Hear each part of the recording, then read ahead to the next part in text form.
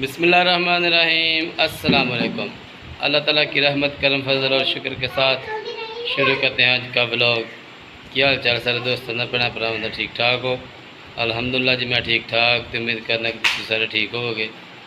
जैसा कि तुहानूं पिछले ब्लॉग च दस्सिया ही कि तारे मेरा लिआंदा ते गां नूं दित्ता तो डॉक्टर आया तो डॉक्टर कह रहा कि तारे मेरे दा तेल जिहड़ा ना वो उत्ते ज़्यादा इस्तेमाल करो।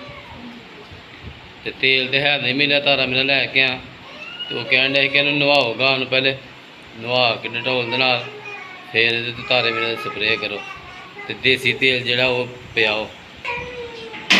हुण मैं चलां जी अपनी हवेली, सब तो पहले जाके गां नूं नवालने डटोल दे नाल ते उस तो बाद फिर जावांगे अपने नाल पिंड कोलू, उत्थे तारे मेरे दा तेल कढवा के लियावांगे। तो हुण जा रहे अपनी हवेली गां नवालण वास्ते। कपड़े जी चेंज कर आया तो दुकान तो होंदे डटोल लिया तो हूँ गाय ने खोलने तो नहाने। बीमारी बड़ी खतरनाक किस्म की है, एक जानवर तो दूजे जानवर च मुंतकिल हो जाती है। मसला बन गया, टेंशन बनी है बड़ी। तो जिस तरह डॉक्टर ने कहना वो तो करना ही हूँ। तो इन्ना महंगा माल है तो यदी हिफाजत बहुत जरूरी है। इन्हूं फिलहाल नहाने हूँ, नहा के फिर इन्हूं छावें बन्ना, धुप्प नहीं लगन देनी, पक्खा उत्ते ला के रखना मक्खी ना बे। नहा के डटोलना इस वास्ते उन्हें क्या नहाना कि जरासीम होंदे ने ते ओह फिर खत्म हो जाते हैं। तो नहा के बाद च छावें बन के उत्ते जनाब मेरी स्प्रे करनी है तारे मेरे तेल दी। तो हूँ गाय नूं खोल के नहाने फिर है जी गां बनी है।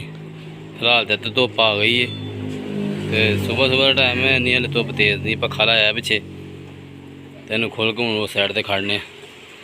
खेमे दे अगे ना बड़े कंट्रोल होए ने।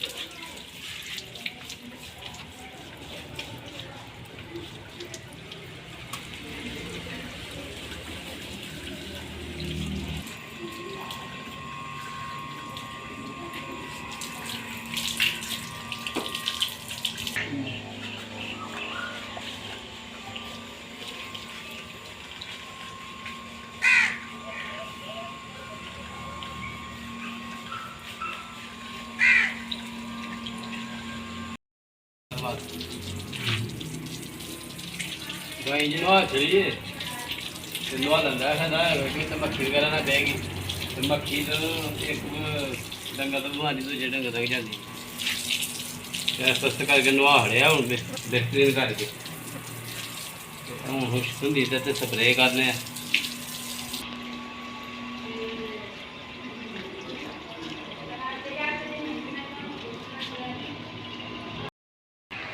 छां हवेली थोड़ी है, एक टाली लगी है तो वो थले बच्छी बनी है, साइड ते दरेक है तो वो थले बच्छी बनी है। वो गां पहले ढारे च बनी दी ही तो डॉक्टर आके गया कि ढारे च ना बनो। वैसे तो मैं पक्खा लाया लेकिन फिलहाल इत्थे बाहर बनी है तो ये हूँ तरपाल लान लगा फ्लैक्स वो ला के मेरी सलाह छां कर छड़िए। तो पक्खा भी लगा, छां हो गई तो उंज भी सूरज ढल जाता दो त्रै भी ना। फिलहाल इत्थे छां का बंदोबस्त कर लेंगे जी।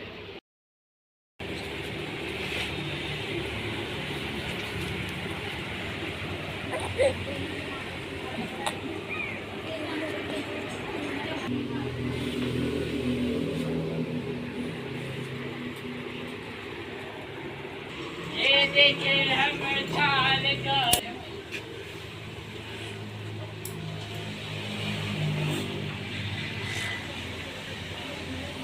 वो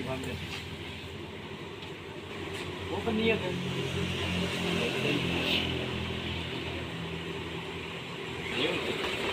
काट वहाँ काटो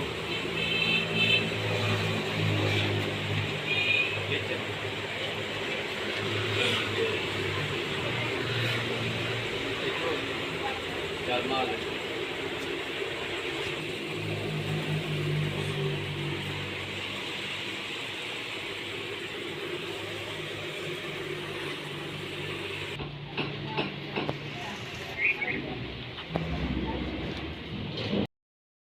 नवाल भी छड़िया घाह जी पट्ठे पाए ने पट्ठे खान डे पे अलहमदुल्ला एक दो दिन पहले पट्ठे नहीं खान डई हूँ शुक्र लगता पट्ठे खान डई बड़ी मेहनत करन डया तो छां मिला खड़ी उत्ते फ्लैक्स एक लिया दुकान तो दुकान च लाए हैं मैं बनवा के तो दुकान छड़ी बेच तो फ्लैक्सां घर पईयां तो मेरी सलाह है कि वह ला खड़ी गांव पे फ्लैक्स लाई छां कर दी पट्ठे वगैरह भी खान डा भी पक्खा लाया उधरों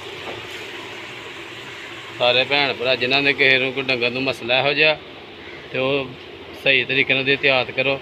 बीमारी ऐसी कि एक जानवर च दूजे जानवर च बड़ी तेज़ी में फैलती है पई तो हूँ चलने अपने नाल पिंड बाजड़ा गढ़ी उत्थे कोलू वाला ते तारा मेरा लिया वो जाके तेल कढ़वा के लेने फिर वो लिया कर स्प्रे करने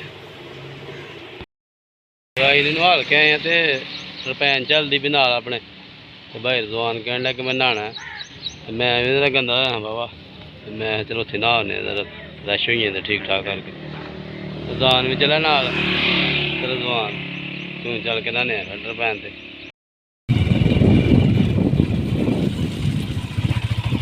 खड्डर पैन चलती जी भी नहाने चल के फिर मजे करते जरा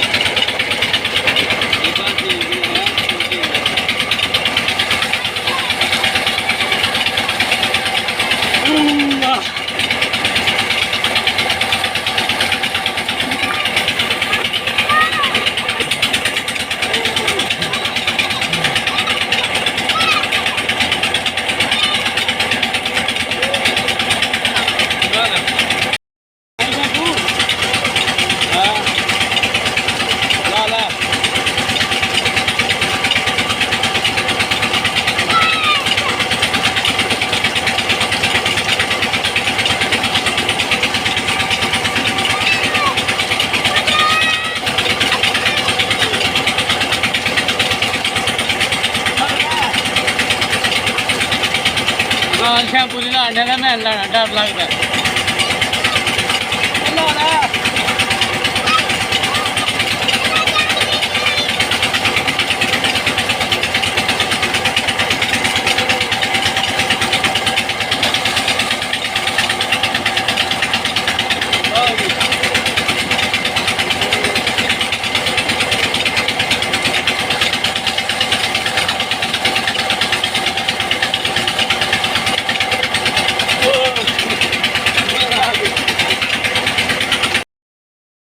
नहा के जी घर पहुँच नहा के घर आ गए हैं कपड़े वगैरह चेंज कर लेने हूँ मैं तो जान जा रहे हैं नाल वाले पिंड उतों तेल कढ़ा के लेना तारे मेरे का तो जान कहना चाचू मैनू वीडियो च लिया मैं वीडियो च होना हाँ मैं जान की हाल है ठीक ठाक है तो जाने मेरे नाल अच्छा जी असां ते जा रहे हैं तेल कढ़वाने वास्ते मौसम इस टाइम बड़ा प्यारा बनया बदल होया बहुत ज़्यादा हवा चलती भी ठंडी ठंडी निजाम नाल जा रहा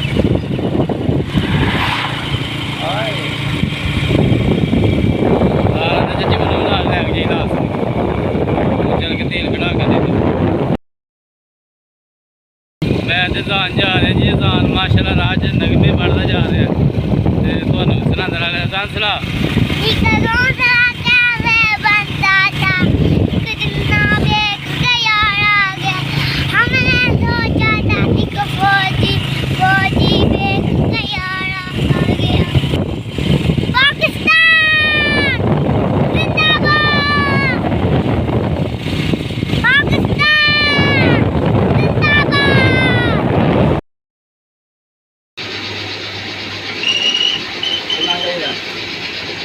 चाहिए।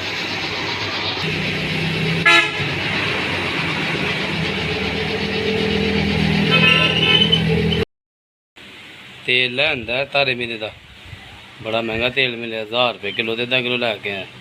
हूँ इन्होंने दूसरी बोतल च पा के ते गां स्प्रे करने।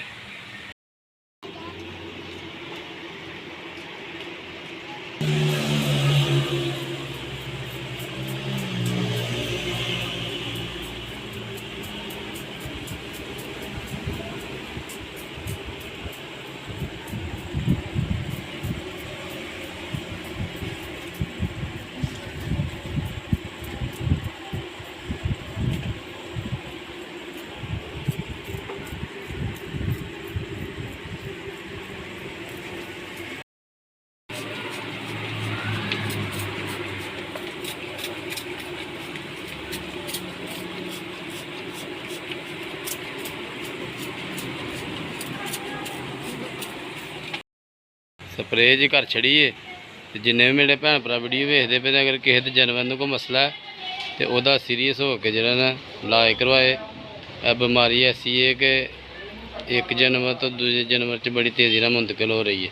साढ़े मसाए उन्होंने गांव में मसला है तो उन्होंने तैयार नहीं की, उन्हें समझा मच्छर लड़िया तो ना असें वेख्या तो जिदन वेख्या तो मसला वाह बिगड़ गया। डॉक्टर को विखाया लेकिन मामला वाह वह भी खराब हो चुका तो उन्होंने जानवर तो करके साड़ी गान लगी तो मेरा देसी इलाज भी चलता पे टोटके वगैरह तो दवाई भी चलती पी तो उम्मीद है कला पाक जो शफा दे छड़ेगा। तो एक हिसाब का करोना ही है, जिस तरह का करोना बंदियां वास्ते गया है ये करोना हूँ जानवरों वास्ते आ गया। बड़ी तेज़ी ने साड़ी साइड से जो बीमारी फैलती है पई। अल्लाह पाक तो महफूज रखे हर किसी को तो शफा दे साढ़े जानवरों में। अज की वीडियो इत्थे करने एंड अज लिए इन्ना ही तो उम्मीद करना तो मेरी वीडियो पसंद आई होगी। अगर वीडियो पसंद आ रही है तो अच्छे कमेंट करो तो लाइक कमेंट जरूर करो। अगर किसी भैन भरा को तो इलावा कोई पता है किसी गल का टोटके का तो वह भी कमेंट करके लाजमी दस्यो। अपना बहुत सारा ख्याल रखे, मैं दुआ च याद रखे। अल्लाह हाफ़िज़।